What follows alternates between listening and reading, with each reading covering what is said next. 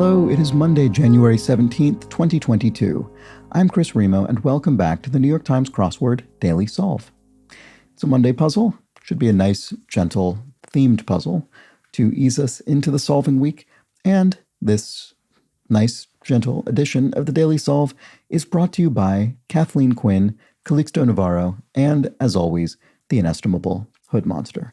Thank you so much to all three of them, benefactors of the Daily Solve Patreon campaign. And thank you to everybody who has backed the Daily Solve Patreon campaign at any level. It's the way to directly support this series and this channel and help me make this a sustainable enterprise. So thank you to everybody who has done that. You can find more information if you'd like to join their ranks at patreon.com/dailysolve. You can get access to the whole range of bonus video solves, most recently the latest New York Times acrostic puzzle, and all sorts of other things. Lots and lots of videos up on there, and more going up each week. Anyway, let's discuss a few clues from yesterday's puzzle. It was a mammoth Sunday grid full of wordplay, so there were several comments. So I apologize if I don't get to your comment from yesterday. There were too many to round up today. Halcyon explains Jane Roe is the eponymous Roe of Roe v. Wade. Don't know about Richard. So this was referring to a clue that was Richard and Jane in court, and the answer was Roe. And it turns out Richard and Jane Roe are those are both actually fictitious names used in legal trials, just like Doe. And the reason they have Roe and Doe, you could have Roe v. Doe. They could both be anonymous, conceivably, I suppose. I think Jane and John Doe are the more commonly known ones. But yes, Halcyon was correct in that Jane Roe was the Roe of Roe v. Wade, and that was a pseudonymous name. And then Richard, just another one that can be used. Anyway, James Draper explains that fettuccine is indeed spelled with an E on the end instead of an I because of how plurals work in Italian. It's the plural of fettuccina, which means small ribbon, derived from feta, meaning ribbon. Both feta and fettuccina are feminine nouns, and the pluralized form of feminine nouns in Italian typically ends in an E, while the singular version ends in an A. James Draper goes on to explain more about how this works, including how lasagna works and why Italians tend to spell lasagna differently to how Americans do, I guess because they're doing it more properly in their own language, which makes sense. Okay, Robert Stevenson explains that lime, relating to a lime kiln, is calcium carbonate. If you heat it, it loses CO2 to become calcium oxide, aka quicklime. Add water and it becomes calcium hydroxide, or slaked lime. And finally, Retboy1, and again, a number of people explained many of these things. I'm reading the one that I happened to see just now when I was rounding up the comments, despite having read them all earlier. Retboy explains the wordplay that completely stumped me in Come On Eileen. So the answer, we were looking for how to arrive at the song Come On Eileen, and the clue appeared to be the baffling phrase ent/cement. And Retboy1 explains that the I, it's the word enticement, and the I in enticement is italicized. So what appeared to be a forward slash between ent and cement was actually an italicized I, creating enticement. And enticement is a come on, and the I is italicized or leaning. So come on, enticement, I lean, the leaning I. I have to say, I don't think I ever would have figured that out. I think I was too focused on the slash being a slash and not an italicized I. I don't know that I ever would have rethought that. So I don't feel quite as bad about not figuring it out. And thank you to everybody who explained it. Retboy then also listed all of the songs that were referenced in yesterday's puzzle and their artists. And I'm not going to read all of them because it's a long list, but I will mention that I do feel a bit remiss in completely forgetting that She's Not There I think I maybe credited that to the Beatles or something. That's I was thinking of a completely different song. I wasn't thinking of the right song. That's by the English band The Zombies, and is a great song. It's definitely a song I know well, and I think most people do. It's a very well known song, and it's great. And I completely forgot and misremembered it. Anyway, thanks to everybody who left comments about yesterday's puzzle. That was there were many, and all very worthwhile. So let's move on to today's crossword. This is a Monday puzzle constructed by Evan Mankin. Evan's done a handful of puzzles for the New York Times, it seems, and edited, as always, by Will Shorts. There will be a theme today. We'll have to find out what it is. Probably less ambitious than yesterday's because of that. Don't have access to that huge 21 by 21 grid. We're back to the 15 by 15. But we do have some shaded cells, and I do always enjoy that. So maybe we will have a somewhat enticing theme, or ambitious is what I should say. Okay, blanks and downs, ups and downs.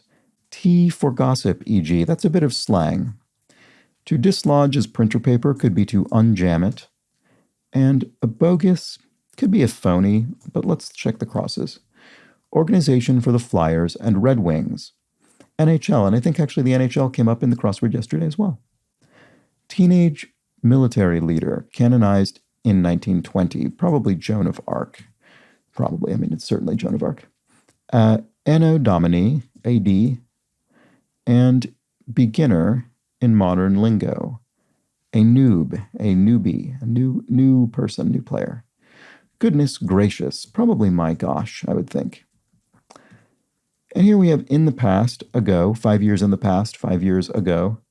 What's the blank? What's the diff? What's the difference? I assume this to be. But let's look at the crosses.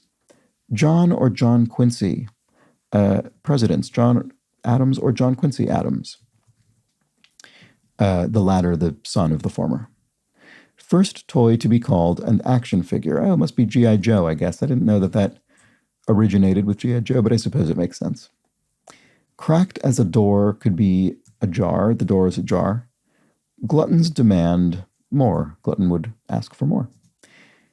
And religious offshoots are sects. So there we go. A sign of an old wound is a scar. Let's look at these shaded cells. Do we have anything here? Is this arctangent maybe somehow? Arct. I'm wondering if it's spelling something along this sort of snaky wiggle shape. Not inclined to reveal one's feelings. Reserved or reticent? Arctic. Oh yeah, that's it's more plausible than arctangent. Arctic is an actual sort of non-jargon word. All right. So Arctic, interesting. Wonder if these will be biomes or what. Anyway, I seem to have landed on 19 across country singer Patsy Cline, the country singer. Number on a foam finger, big number 1. Hold that up at a sports match. Philosopher Immanuel Kant, looks like the answer here. And keep this up when you're down. Keep your chin up when you're feeling down, I suppose. So what is this? This looks like wacko. It is wacko. Off the wall is wacko. And itchy say. Itchy say. So itchy, for instance. All. I don't know. This looks like Wiccan, this down here. One who worships the triple goddess and horned god. That must be Wiccan. Practitioner of witchcraft, I suppose. And what is this? What is this? Congresswoman blank Omar. Ilhan Omar. So all...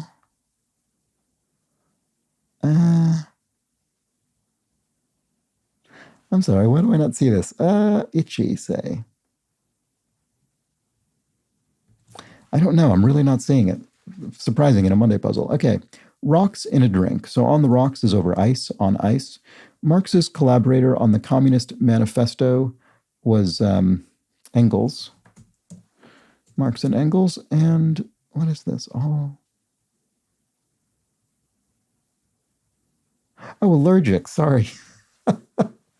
I was so incredibly caught up in it being 2 words, the first of which was all, that I completely missed the almost, what I had the great majority of spelled out, which was allergic. So that's a reminder about the say. That's why I pointed out a sort of itchy, for example.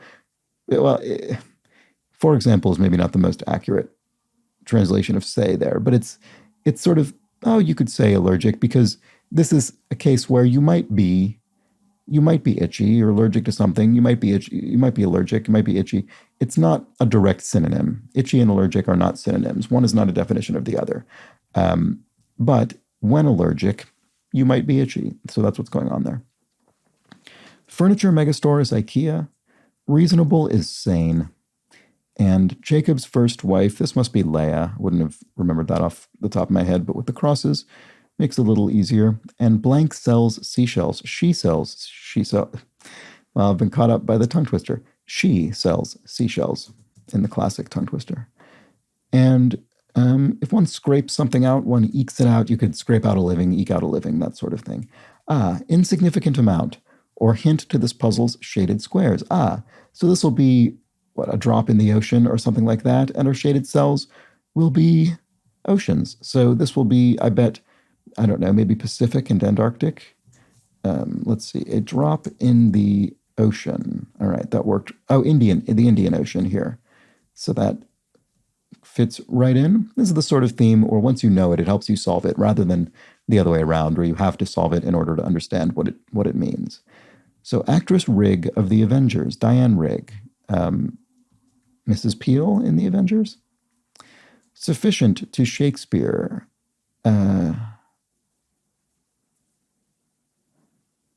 Enough. So this is some sort of poetic contraction of enough, but I'm not in. Oh, is it enow actually?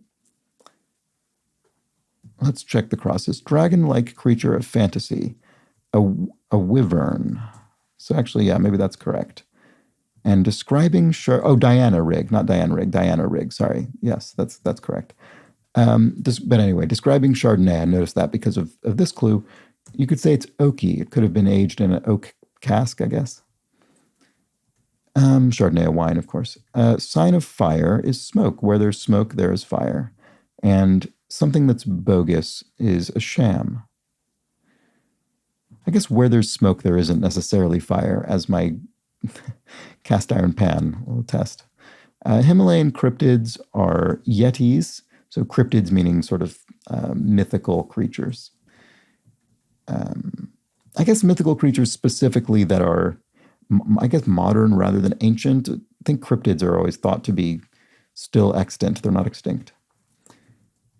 But I don't know. Maybe that's wrong. They're certainly part of urban lore as opposed to, say, religious mythology, I think. Word before trap or prize, booby trap or booby prize. And dove or dial could be a soap brand. Those are each soap brands. And the or indicates it's a singular answer, not a plural. Hindu festival of colors. Is this Holi? Holi? I actually don't know which way it's pronounced. Sorry about that. What is this? Skin soothers. It's the most classic plant of all in the New York Times crossword, aloes. And down is, Bond, James Bond, blank, James blank. Okay. In the 70s or 80s, say. I wonder if this is referring to temperatures in Fahrenheit. I'm not sure. In the 70s or 80s, I'm not sure. It could be grades, scores. It could be, it could be ages, but I'm wondering if it's something else. Bit of inspiration could be an idea. A mortarboard tosser. A grad, so a mortarboard, the distinctive hat that graduates wear. And what is this? Clown accessory that's often bright red. A wig, I suppose. And genuine is real. So what about this? Rachel of MSNBC, Rachel Maddow. And what does that make? Oh, in the 70s or 80s, say it's warm. It is temperatures. I don't know. For some reason, I went straight to assuming it was misdirection. No need. I misdirected myself. Here we have a male grooming brand. Oh, Old Spice, the deodorant. And uncorked, opened. If you uncorked a bottle of champagne, for instance, or wine generally, could be you opened it. Mindless two-player card game, War. I believe War is a game in which there's no player agency whatsoever. The game is completely determined based on the order of the cards once the deck has been shuffled. And there's no further input. Well, there's no further input that will change the course of the game, which makes it mindless, I suppose, in the clue. Place where the cucumbers aren't for eating.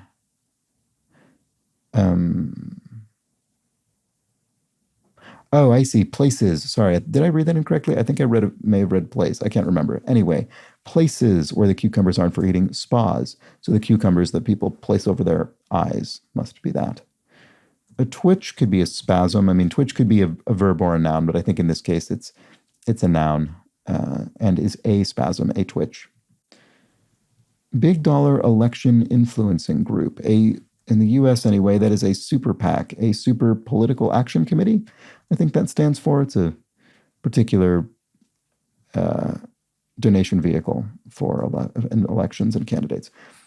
Here we have another ocean. This will be the Pacific Ocean. Tell someone who gives a hoot. Well, these crosses make it pretty clear. It's as if I care. And an emergency relocation of people, for short, is an evac, an evacuation. A digital holiday greeting, it's our old friend, the E-card, an E-clue. My bane. We've actually, I have to say, since I started doing this series, I think I've observed this before, but it does seem to be true. I've really seen a big decline in the frequency of E-clues, these sort of neologisms that use an E prefix appended to just about anything. Some of them are real, like email, but some of them nobody actually uses in reality. And I've seen a big decline of those. There were quite a few in the early months of this series. Not as many now. Like uranium vis-a-vis carbon. That would be rarer, surely. And an aunt and uncle's little girl is a niece. And here we have the our more, I guess, modern second place plant champion of the New York Times crossword, the acai berry, pairing up with aloe, which was somewhere else in this puzzle. Yes, we had aloes, plural, aloe, and acai. Deadly nerve gas, sarin gas? And blankly, Sara Lee, dessert brand. Russian River, the Ural River, and there's also the Ural Mountains. To use a stencil on something is to trace it. And if one turned white, one paled. And then let's look at the cross here. Indy 500 sponsor, STP, right. That's a motor oil, I believe. That's come up before. Home to the Hang Seng and Nikkei 225 indexes. Those are both Asian stock indexes. And a commercial prefix with bank. Oh, right, commercial prefix, Citibank. So a brand, a corporate brand. In this case, Citibank. Aid on a hot summer day would be a fan, and 1040 organizations. So this is in the U.S. tax code. The 1040 is one of the tax documents that you can file each year. And just check the crosses before.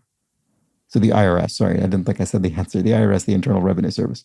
So we'll finish that off with the crosses. An instrument in Hindustani music is the sitar.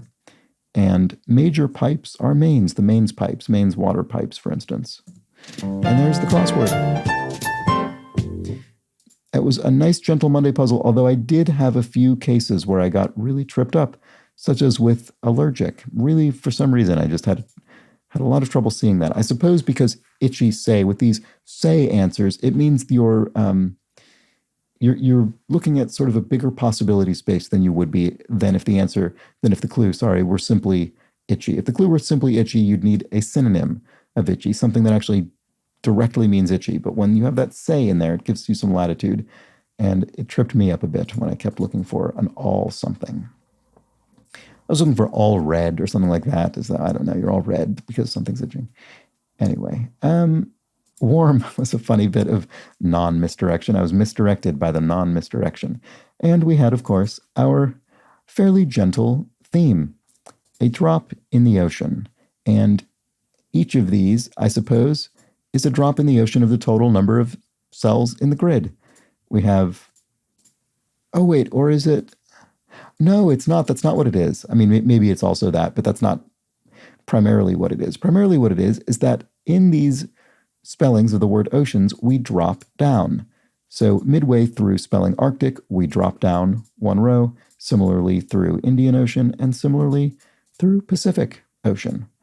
Each one has a drop in the ocean.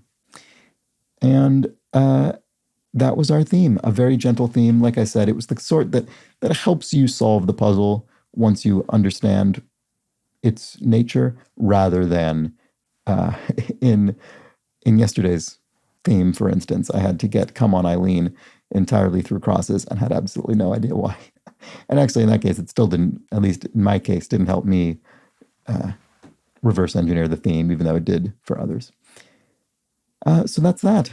Fairly straightforward Monday puzzle. We had a bit of crossword ease in there with our E card and our acai and our aloes, but at least acai and aloes are real words. I don't know about E card. And wyvern, I don't know that I've seen that in the crossword before. I'd be curious how many times that showed up. I would guess not too many. Joan of Arc says fun clue for a Monday. Long-ish answer. And super pack, I've noticed, has been happening more and more in recent years. I suppose it is a fairly modern term, so it's been making its way into the crossword. And clearly both pack and super pack are useful to spell with these unusual positions of the P and C.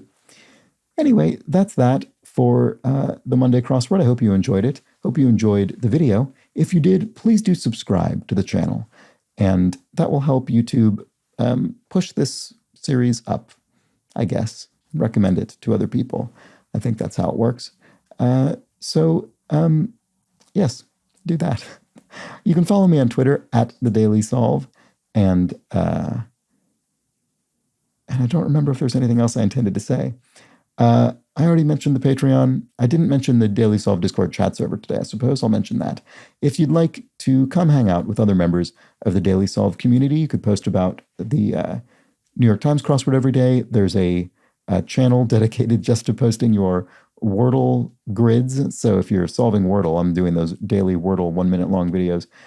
You can post those there. And what's nice is if you don't want to see those because you already see them everywhere else on your internet life, you can leave the channel, or you can peek in as needed. It's nicely sequestered. Anyway, all sorts of that sort of thing going on the Daily Serve Discord chat server. And as I mentioned earlier, well, actually, I didn't mention it today, backers of the Patreon campaign get access to an additional channel in there. Anyway, all the information about all these things in the description underneath each video.